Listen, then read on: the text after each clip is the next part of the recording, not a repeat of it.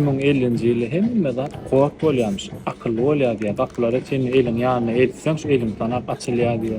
Birem 10 şunu öýde, 10 şunu işte Hytaý firmada işleýän oglanyň biri giýje 3-de diýe öýüne gelýär diýe. Öýüne gelip kapyny açsak bolsa eliň tanamany nur diýe kowak ýalmyş diýip.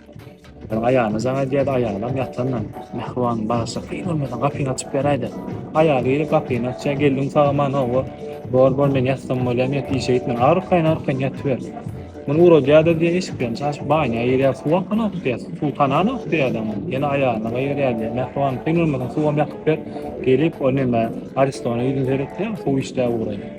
Eşek ondan çıkıya halacağını, avarda halacağını, açılan okutuyor tanıma, yeni ayağını turup diye gayratını açıp böyle bir iyi çayın, ayağı yeni turup geliyor, yeni açıp böyle uyum için yat diyen çay, hemen ayağını turup diye de bağırdan kovdun çalışaktır da.